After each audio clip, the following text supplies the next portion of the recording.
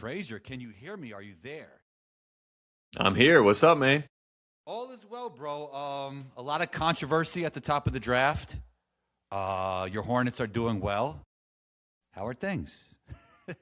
Things are going great. The Hornets are hot. I haven't had that conversation in quite some time, so it's a good conversation to have. Con Knipple is everywhere. Everyone's even trying to figure out a nickname for the boys. So good times. You know, it's nice to have a fun Hornets team to root for, and they're young, they're fun, they can shoot the lights out. And yeah, man, like you said, a lot of controversy at the top of the draft, a lot of conversation about who's going to go number one. So it's a good time to be a basketball fan. All right. I heard you say Cam Boozer is the perfect player for college basketball. And when I think about the perfect player for college basketball, I start thinking about Christian Laettner and Hansbrough. Should this guy really go number one in the NBA draft? Yeah, it's a fair question. You know what I mean? And I think, like, to be the perfect player in college basketball does not mean that you're the number one pick per se. But I just think that with Cam Boozer, the reason why he's in that conversation is because he's just so steady and just so consistent and seemingly so perfect at fitting into whatever role you need him to fit into. And again, that doesn't mean that you're some transcendent piece that needs to be the number one pick. But when you have question marks with some of the other guys, as we've had with Peterson, I mean, Dybantsa has some questions as well, right? You know, you just kind of get into this whole idea of what makes the most sense for whatever team ends up getting the number one pick. Let's say the Spurs, right? I mean, obviously like a 1% chance, but if they got the number one pick, we already have a franchise player. So someone like Cam Boozer can fit in. So it becomes like a fit conversation. Obviously, you want someone that views himself as the number one pick. I think Cam Boozer views himself as the best player in the class. He's shown that at the college level, but the NBA is a different game, as we both know. So, I mean, it's hard to figure out how the puzzle pieces fit together, but I just think that I've seen a lot of people say that it's, you know, out of the realm of possibility, and I do feel like it's still a possibility. And that's why, you know, I've given him a little bit of credence and credit because he has just been so good for this Duke team and has not done anything outside of his comfort zone. And I think that's really impressive. And they continue just to do the right thing, make the right play. And he's a lot like Hansbrough in the sense that, like, you look up and you're like, man, he's got 19 and 10. It just kind of happened, you know, he just dominates the game. So it's a very smooth way of being able to play, and it's fun to watch. I have a clear pick for number one, but I want you to put your GM cap on. Who would you draft, number one? Yeah, my number one pick is I've been pretty consistent in this. I saw him in April. I think that was the last time that we talked at the McDonald's All-American game. And for me, it's Daryn Peterson. I'm a big Peterson fan. I know that maybe the wing position is always the coveted position, so I understand the AJ conversation. I know that Boozer is a bit of a, you know, a big that's obviously can't slide down to the five. He's got a big enough body to slide down if he needed to, but more of a four. And Peterson is in this interesting position where I just find him fascinating from the sense that he's been playing off ball really at Kansas this year. So he's basically playing out of position and he's been able to contribute. I know he's had the weird conversation with, is he injured? You know, what is going on there with sort of the I don't know, the angles that are being played and all this sort of stuff. But when he is a catch and shoot guy, he can contribute. When he is on the ball as a dominant figure on the ball, he can contribute. So for me, I just think Peterson is the one that really intrigues me, and I think he can be a franchise guy. I think at the number one pick, you're looking for a franchise guy. He's also looking for a franchise to be the franchise guy. So I personally would go for Peterson, but you know, I could hear the argument out for AJ. I could hear the argument out for Boozer. I also think Caleb Wilson is going to be tremendous at the next level as well. So whoever gets him at number 4, I think is going to be very happy. And I think there's a lot of teams that are going to be kind of licking their chops that they got such a talented guy at 4. So I think all 4 of those guys are great.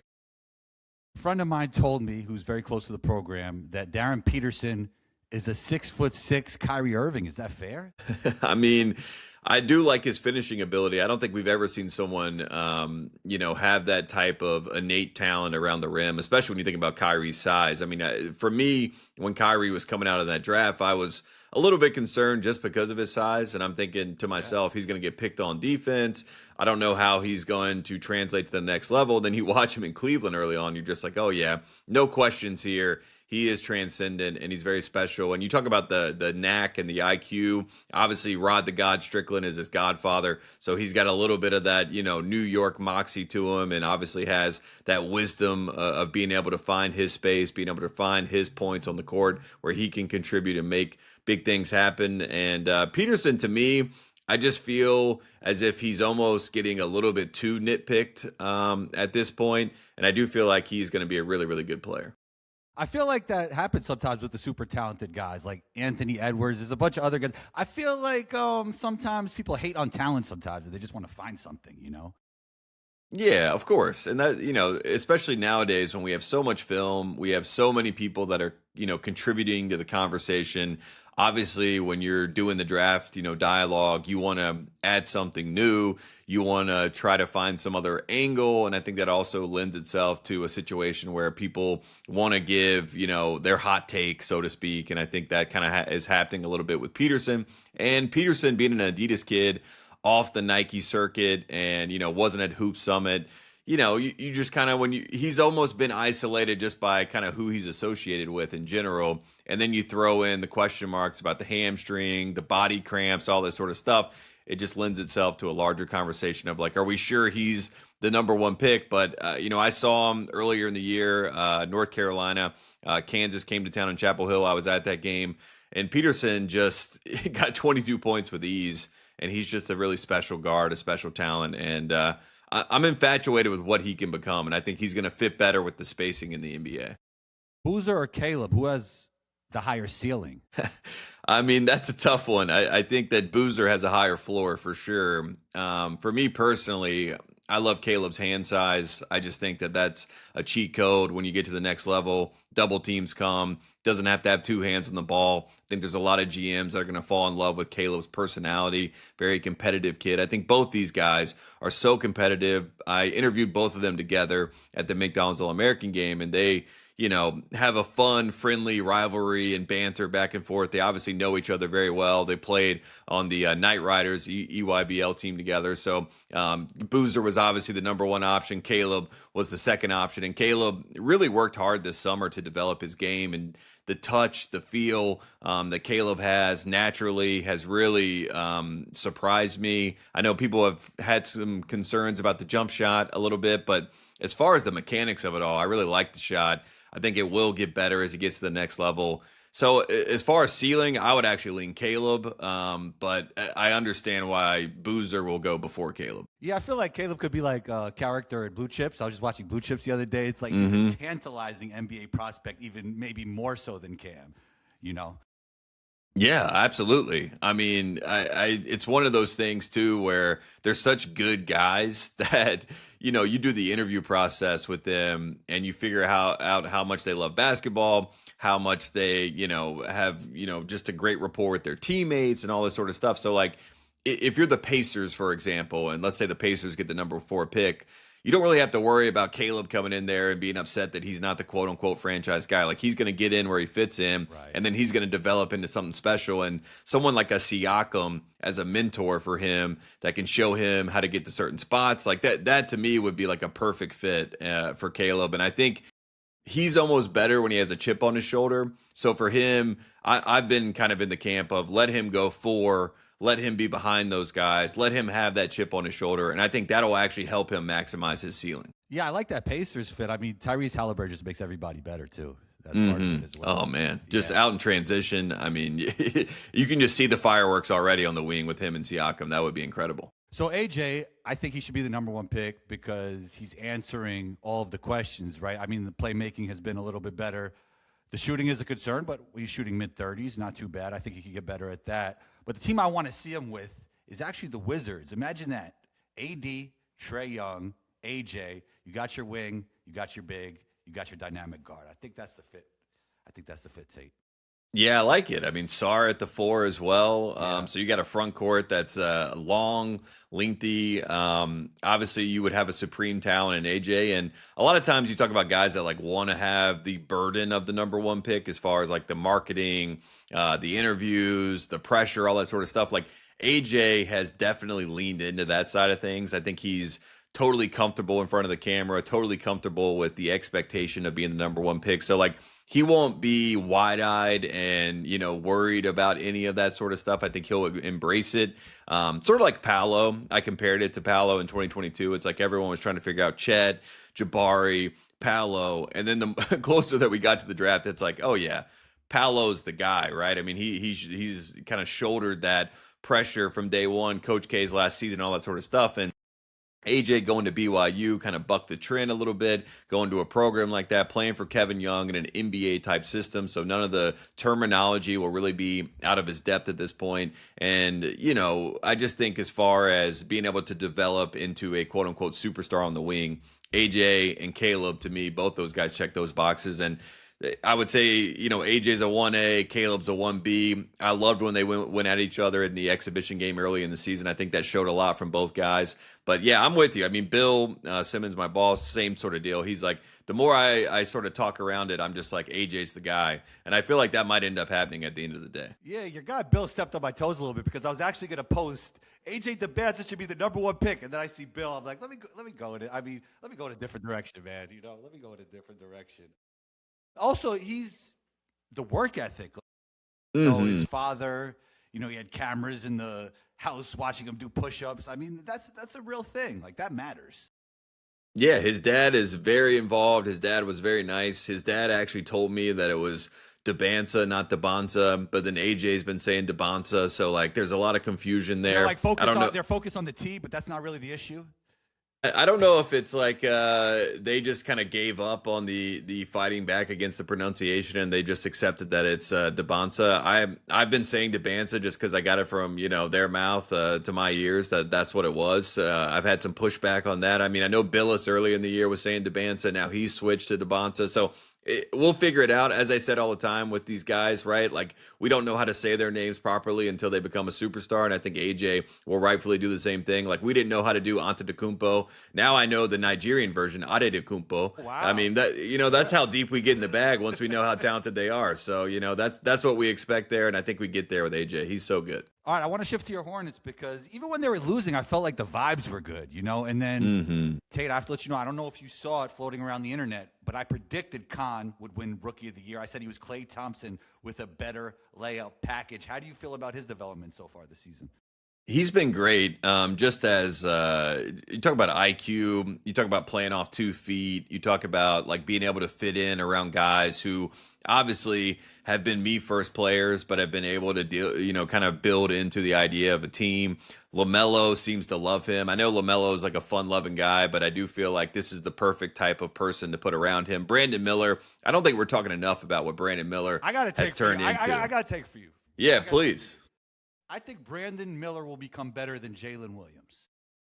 Oh, okay. I like it. I want that. I mean, I was in love with Brandon in college. I just thought he was such a dynamic player. Going into that draft, right, there was so much scoop PR that was happening. I got a little bit worried about, what the Hornets were going to do there. I'm like, are they going to miss out on a transcendent guard with Scoot Henderson? I wasn't a fan of the coverage around Brandon Miller. I'm not going to lie. Yeah, a lot. You throw on all the extracurriculars, with the storyline and everything else. That also didn't help Brandon Miller, but he's another guy that's really fit into the team model. And that 5 that they have that has been the best 5 in the NBA when you look at plus minus. I mean, Diabate has been such a nice piece for this team, giving them a little bit of edge. He's obviously, got the whole Moose angle to that. And then, Miles Bridges, Airbnb with him and LaMelo Ball. They've obviously been there and been a constant, so it's nice to have those guys. I thought Kobe White was a really big pickup for this team, sort of as a 6-man scoring option that can really help them, a better option, I think, than Colin Sexton. So you piece it all together, it's been great. And you mentioned Knipple. Knipple's such a good pick and roll player as well. And he's such a great catch and shoot player that he can do both at such an elite level that he can get in where he fits in. He doesn't seem like he's ever playing above his means. And, the PR of it all is tough because I think Cooper Flagg, for the sake of the league, should probably be rookie of the year. But it's hard to argue against what Con has been able to do. When Lamelo gets on a heater, it's different. Like one-footed, Yeah, right. backs off one leg, and he just plays so loose. It's very Steph Curry-like how loose he plays. It's almost like when I go to the gym and I really don't care that much. Like I'm shooting one-legged shots from half court. There's no no tightness. It's just easy. It's just fun for him. Yeah, it feels like LaMelo has to almost play that way, like if you try to get him into a rigid structure and tell him what to do, it's like he's a gunslinger. That's not really going to accentuate who he is as a player. It's like if you let him play free, you give him that freedom, then you get the best version of LaMelo and he's having fun. And it does feel like the fact that he's doubled down says that he wants to be in Charlotte, loves Charlotte. I think Charles Lee has done a really good job with LaMelo. There was a lot of pushback earlier in the year. Maybe Charles Lee and LaMelo don't fit with each other. They don't like each other. That has been debunked multiple times. And obviously we can see their relationship and their rapport has grown quite a bit. I think LaMelo is working to mature into a kind of guy that can help the bottom line as far as winning games. And I've just been really impressed with just how this whole team has been able to flow together. And you talk about the youth of that team. I just hope they don't break it up. That's my big concern. Why would I know. I hope not. I mean, everybody wants to break up these young cores, but I feel really good about where they are. Were you concerned earlier in the year when they were losing a lot, and then LaMelo was kind of put into that like Trae Young, John Morant? Yeah, these guards don't have as much value narrative. Were you concerned then, or you saw this coming? How good they could become? I don't know if I saw this coming. That would take a certain kind of foresight, and they'd probably hire me in a front office if I had that kind of foresight. But I will say that I just kept waiting for it to click. You just kept seeing the talent on the floor and how they seemingly fit together. And Knipple from day one was such a nice piece. And even honestly over Summer League, when they won the Summer League, that was just such a different tenor to the Charlotte Hornets where like we don't win anything. Like I was celebrating that like a real championship because I'm like, man, there's actually some sort of growth here where you can believe that you got a winning mentality, a winning player in Knipple. And they just obviously got off to a rocky start a little bit there, but they just found their footing as a group and they just seem to like each other. And I just think we underrate that sometimes with these teams in the NBA. The fact that all these guys get along, they're all seemingly friends off the court. And that's a powerful tool when you're playing basketball with each other. Yeah, the vibes are good. It does feel like kind of a loss for Michael Jordan, even though he's had a lot of wins lately. The guy got 20 M's for one interview, and then he didn't even have to leave his house. They just chopped up the interview, and he's a broadcaster now. Good for him. Yeah. NASCAR, he's winning, but right. With this Hornets hot streak, it don't seem too good for Mike on that end. Yeah, I honestly have this like deep-seated theory that Michael Jordan is okay and content with like nobody ever coming, and surpassing what he was able to do as a player. So if he's able to take one of the 30 teams out of the mix for that, then maybe that was part of the plan, whether it was the Wizards or whether it was with the Charlotte Hornets. And I think with basketball, sometimes you're such a basketball genius in your own right. And with what you do as a basketball player, you don't understand the different personalities and sort of stuff that goes into it for other people because you're just like, what do you mean basketball is not everything that you care about innately? And I think for Michael Jordan's competitive sake, it's nice that he got into fishing. NASCAR, he's won 3 straight races. He's a great owner in NASCAR. So it kind of shows that he's not a bad owner. It just might be the bad fit with the sport because he couldn't really relate to what was happening with this generation of basketball players. And I think if you were to ask him off the record how he feels about the Hornets, he would be happy. You know what I mean? Like, I don't know if he would say it on the record, but off the record, I think he would say he's happy. How do you feel about OKC Thunder fleecing the Sixers and getting Jared McCain? Perfect fit. I mean, they just keep doing it. They keep doing it over and over again. Yeah, I've been waiting for some big market team to go after Presti. I've been waiting for that move to happen, like a Lakers, one of these teams to just say, hey, instead of us spending all this money on the big superstar free agent, why don't we spend this money on Presti and have him build out a roster for us? And then we're actually going to be able to contend for years on end. And maybe we get there at some point. He's been incredible. The evaluation at the grassroots level has been great. Obviously, OKC has tapped in and been able to find these hidden gems like a J Dub, as you mentioned before, at Santa Clara. They know what they're looking for. They know the personality traits that they want to find to fit into this team. And, it's one of those things where just trying to forecast the future of what OKC is about. I mean, they have every single kind of box checked, and they have the picks, they have the assets, they have the players. Yeah. They're a triple threat across the board, and I'm not sure they're going to repeat this year. Obviously, we haven't had a repeat champion in quite some time since the Golden State Warriors had their dynasty, but they're trending in that direction, and they're a fun team to watch. And any team that can play defense that physically and get away with it is a cheat code, and they get away with it. And I think that's why you see some frustration from, like an Anthony Edwards or some of these other teams in the West that are like, I wish we could do that. But look, they do it consistently. They know that they can manipulate the game at some level with that physicality, and it works. You have OKC or the field? I would take the field. Why so? I just I can't really get off this Timberwolves team, and I know really? that's I know that's a little bit of a stretch. I love Julius Randle a lot more on this team than the Knicks. Like Definitely. It used to be tough to watch Julius Randle play, and now he processes the game well. He's such a great Robin next to Ant. He plays with much more flow and happiness. I mean, he's just like a totally different guy.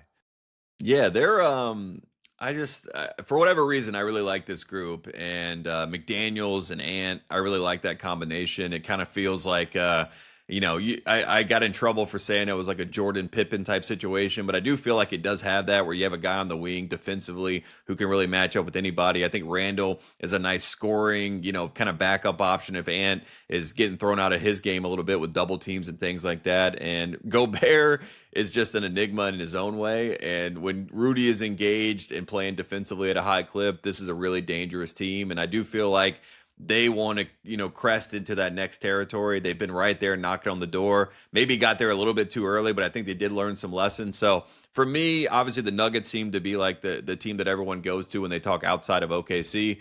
But I like what Minnesota's cooking. I really like that team. The Knicks, I always get at Knicks fans for being so up and down, but I don't blame them because some days they look terrible, and then some days they look like legit title contenders. Yeah, it's I was interested at the trade deadline because the Cat stuff seemed like it was boiling over a little bit. Yeah. He handled it well, by the way. He's handled it well. Yeah. He has. Yeah, He's been playing some good basketball, and we're going to see what they do in the postseason. I think that's going to dictate what the next move is for this team. Do they need to go get someone else next to Jalen Brunson, in their opinion, like a Giannis, who seems like the go-to guy for them if they need to go find another superstar that can fit into that mix? Because in New York, as you and I both know, you can't just have one guy there that is the face, and Brunson has done a great job being that, and Cat obviously has been able to step in. He's been handling the criticism well for the most part. But if they need to go get another guy that can take them over the hump, maybe that happens in the offseason. But I'm excited to see what they do this year. Mike Brown, year one, is always a good storyline. A little too much smiling for the New York fans, I think. They don't like the smiling. But I think it's nice that they have somebody that, I miss Tibbs. I love Tibbs. I'm a Tibbs guy. But I think this year I think they definitely get to the conference finals, and I hope they get over the hump and get to the finals. It's interesting with the Tibbs situation because Tibbs brought no middle defense to the NBA basically, and then Mike Brown brought it to the Knicks this year, and they started winning, and they're like, "Oh, great job, Mike Brown!" But Tibbs was the one who actually brought this to the NBA. Right. Yeah, they're like, congratulations, Mike. Great call by you. And I'm sure Tibbs is at home slamming the desk as he's watching it all play out. And I'm sure he's a little bit frustrated that yet again he is sort of the one that sets it all up, and then he gets taken out of the equation. But I like Mike Brown. I think he's a really good guy. I think he's a good coach. I think he can relate to these players at a certain level. And this Knicks team, it's just nice to have the Knicks in the mix for real. It's not like an in theory Knicks. And Brunson, one of my favorite players in college, just thought he was a consummate winner, consummate professional. When he went to the NBA, there were a lot of question marks about what he was able to do. I think he picked up a lot of the tricks of the trade. And I guess tools would be the right word instead of tricks, but like he's got a little bit of that Luka. Yeah. I can manipulate a game if I need to, right. And he's been able to do that at a very high level. So, I mean, I'm a big fan of Brunson. I think he's going to do great things. And, I would love to see the Knicks in the finals. That'd be a win for everybody. Mini Luca, I love it. Let's stay in New York. St. John's, do they have a chance to make a deep tournament run and actually win it all? Man, it's I love Rick Pitino as well, as you know, and Rick is such a good coach. My problem with this team is that, I mean, when the going gets tough, they don't seem to get tougher. They seem to kind of shut down, as we saw against UConn on the road. UConn came out, Terrace Reed kind of smacked Zuby Ejiofor in the face early in that game and is dominating in the post, and it just felt like Zuby completely checked out of that game. And we remember last year, right, against Arkansas with John Calipari, RJ Lewis was incredible, win the Big East tournament. I thought that team was really going to make a run last year, and again, the going got tough. RJ seemingly checked out of that game, and they were not the same team. So I'm a little bit worried about that happening again. The guard play is a little bit too up and down. Dylan Darling has been a nice piece for them. Ian Jackson offensively has been a nice piece at times, but the consistency as a group is really tough. I think they could be a second weekend team, but I feel like once they get into, Sweet 16, Elite 8, I worry about, how far they can really go. So I don't think they're a title team, but I do think they have a chance to at least make a run to, second weekend, Elite 8, something like that. I'm interested in hearing your perspective on this. As NBA prospects, how do you feel about Ian Jackson and Zuby? Well, I just think Ian Jackson is, kind of a little bit of a Jordan Clarkson, Jamal Crawford, six-man type piece, coming off the bench. Even like what a Kobe White is doing at this point in his career, Colin Sexton, right? He would be in that group of guys. Defensively, he really has to improve. I think he has under Rick Pitino, which is the reason why you go and play for Rick Pitino. Rick has been really tough on him, so understandably so, because, defense is obviously such a big part of what Pitino tries to preach to these guys. So I think that's a big part of what he needs to do. If I were Ian Jackson's advisor, I would actually make him watch Chris Dunn. I would just give him Chris Dunn tape and just be like, this is what you need to watch to see how he defends on the perimeter, the ball pressure that he plays with. And then the offense is innate, it's natural. You have that. You have a knack for scoring. That's not going to be an issue at any level. But defensively, you have to really get there. So I would put more of that in Ian's, forefront and be like, focus on that. And then Zuby's just a little bit undersized, which is going to be a little bit of an issue. But you see a guy like Norchad Omier, right, who starred in Miami, also an undersized 6'7", 6'8" big man that's been able to carve out a role in the NBA. Now playing for the Clippers the other night, got some time, got some PT, so that was good to see. So maybe that's someone for him to model his game after. I'm not sure that they're first-round picks and maybe second-round steals, maybe guys you take to Summer League and they can find their footing. I think space will be great for Ian Jackson at the next level, but these aren't guys. I really thought RJ Lewis was going to be a guy that would end up, finding a role somewhere, and we'll see. He's still got time, still a younger guy. But yeah, I don't think they have like NBA, quote-unquote, traditional prospects that are sitting on that roster. All right, let's finish here, Tate. Who's the greatest college basketball player of all time?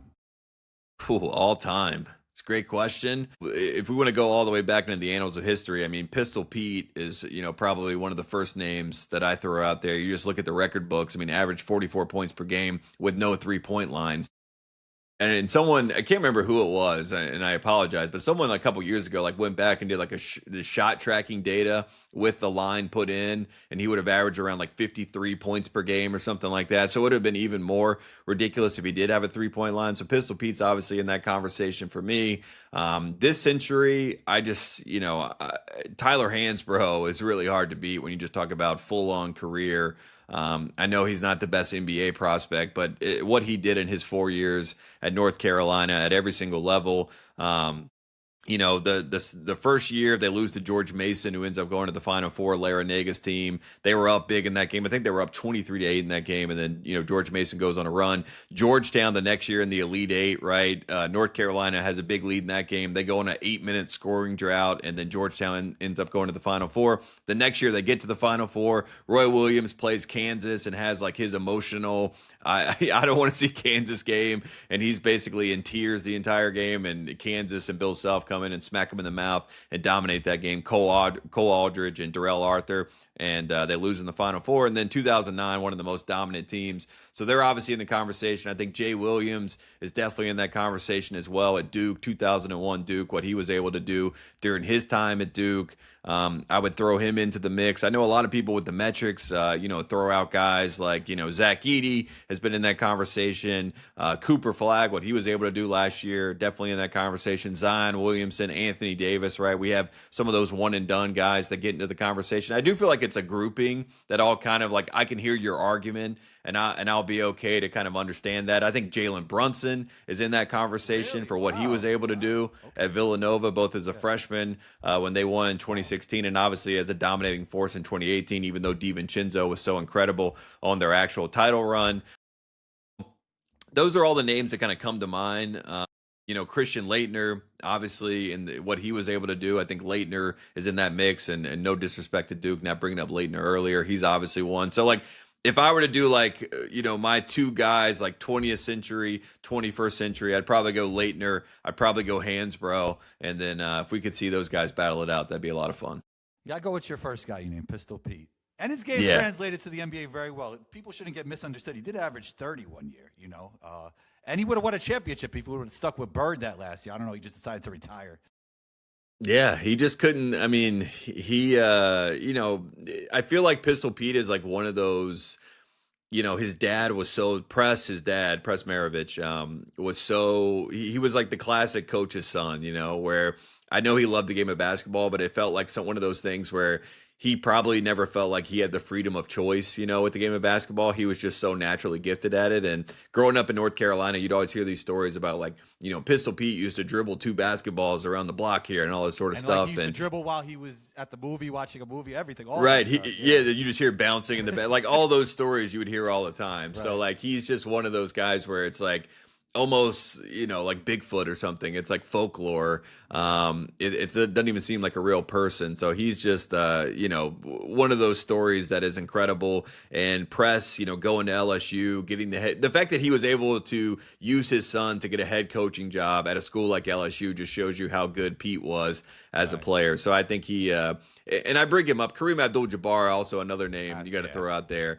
Always, I feel like every conversation in basketball, it's like for whatever reason we always forget about Kareem. Even though, like, arguably, and I think Michael Jordan has even said multiple times, like if he had to pick a GOAT, it would be Kareem, and I think that's very fair. So those two guys, Pistol Pete, Kareem Abdul-Jabbar, you can't go wrong with either one of those guys. Tate, thanks for taking the time. Give me 1 second to let this upload when you get off. But where can we find you on social media and everywhere else? Yeah, you can find me at Tate Frazier on X, Threads, Instagram, all the different places. Ringer Tailgate is the show I'm doing now. Van Lathan, Joel Anderson, a lot of fun on that show. Talking college football, talking all types of things in the offseason. So we've had a lot of fun with that. Doing the Basket Under Review show with Trilly Donovan's team and Eamon Brennan. So that's a whole lot of fun. And then ACC Network Basketball Podcast, supporting the ACC, and I appreciate them supporting me. So having fun with that too. People have to know that Tate is a real college basketball guy, and I feel like maybe he gets annoyed when people keep on asking him draft questions. He wants to talk real college basketball.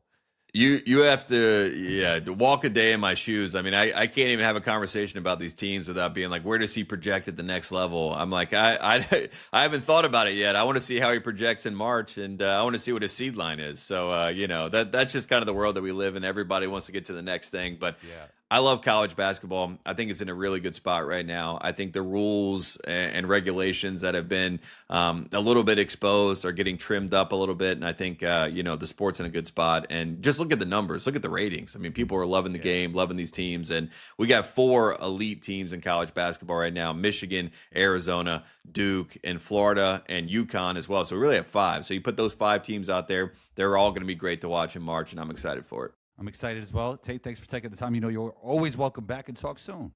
Yeah, man. Anytime you need me. Give me 1 second. Thanks, Tate. Yeah, man.